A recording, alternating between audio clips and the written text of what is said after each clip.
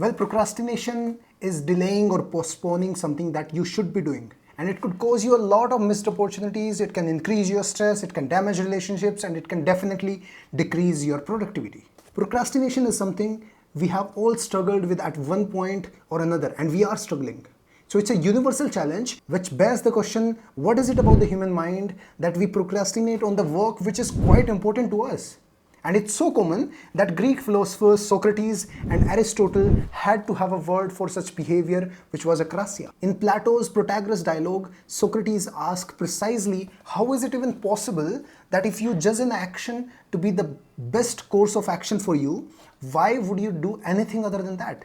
And these philosophers also wanted to know what happens inside our brain when we clearly do something stupid. Many people think that procrastination is due to lazy habits or just plain incompetence.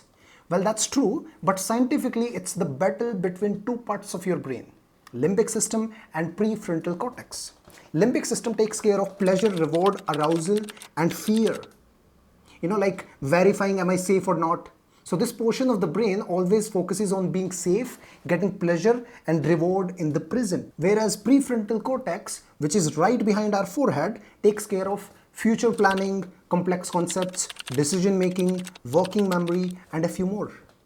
And these are called executive functions. Executive functions relates to the abilities to differentiate among conflicting thoughts, determining good and bad, better and best, same and different, future consequences of current activities, and working towards a defined goal. Well, that's good, right? But here is the bad part. Our brain matures from back to front, and limbic system is in the middle of the brain, and prefrontal cortex is right behind our forehead.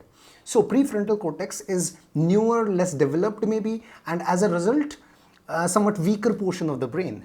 But limbic system is the oldest and most dominant portion of the brain. That's why most of the time the winner of the battle is pleasure of present instead of pleasure of future. So scientifically the reason is your limbic system. And it doesn't mean that in your childhood you don't have a prefrontal cortex, it's just that it's not matured fully.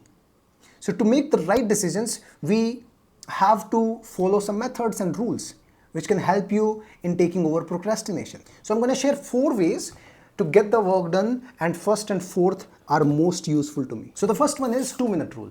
Now this 2-minute rule has 2 versions which I use to get things done. One is the standard one and another one is the my personal modified version of 2-minute rule. The standard 2-minute rule says if anything that you need to do and it takes less than 2 minutes to finish, do it at that moment no matter what.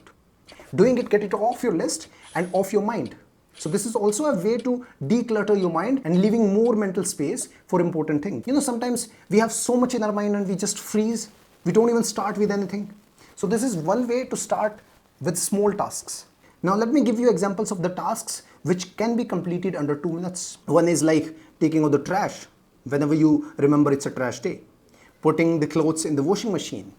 Maybe washing a few dishes in your sink. Making your bed in the morning. Responding to a short email. Little things, and that's the standard version. Now let's talk about my modified version of 2-minute rule. You can make use of this rule to start things that you have been avoiding. You can build a new habit with it. Now for example, let's say you want to start reading books. So what you do is read it just for 2 minutes, not asking you to do it for 30 minutes a day, but this is how you start, and I think you're going to read it for more than 2 minutes. So that's 2-minute rule with 2 versions, standard and modified. Now moving on to eat that frog method. Now this method says that if you pick the hardest and the worst task in the morning and finish it, then everything seems easier and you are free to focus on other tasks. So getting the tough one done, which is our frog, makes the rest easier. That's eat that frog method. Now moving on to the third one, it's 5-second rule from Mel Robbins. So what is it? It says count down 5, 4, 3, 2, 1, then take immediate action. So what does it do? It interrupts procrastination and you act. So what you do is you count down 5, 4, 3, 2, 1, then turn off the Netflix. You count down 5, 4, 3, 2, 1, and you start writing the email you have been putting off. That's 5-second rule. Now moving on to the fourth one, it's 4-quarter method from Gretchen Rubin. So did you ever felt sometimes, like it's 2 in the afternoon and you have done nothing so far and you feel like you have wasted the whole day? No, you have not. there are still 8 to 10 hours left. So this method have got the solution for such kind of feelings and mindsets when you feel like you have wasted the whole day and you're going to start tomorrow. So what you need to do is divide your day in 4 to 5 parts depending upon your sleep cycle and work timings. Now design and adjust it for yourself. I'm taking an example of 3 hours in one quarter so that even if you ever wish to intentionally waste 3 hours, you just waste one small quarter instead of a quarter of 4 hours. Let's assume you wake up at 6 in the morning and go to sleep at 10 p.m. Then how do you divide your day? So this is going to be from 6 to 9 a.m. it's going to be morning, from 9 to 12 a.m. it's going to be midday, from 12 to 3 it's going to be afternoon, and from 3 to 6 it's going to be evening, and from 6 till 10 or whenever you sleep it's post-eve. Now you have got 4 shots instead of 1 to make a great use of. Now it could be different for each person depending upon their sleep cycle or work timings, as I have already said. Now what is the benefit of dividing it into 4 to 5 quarters? If one quarter goes bad, you can reset and start fresh in the next quarter. You know, sometimes it might have happened with you that you have wasted morning, then refocusing in the midday is a better option instead of waiting for tomorrow.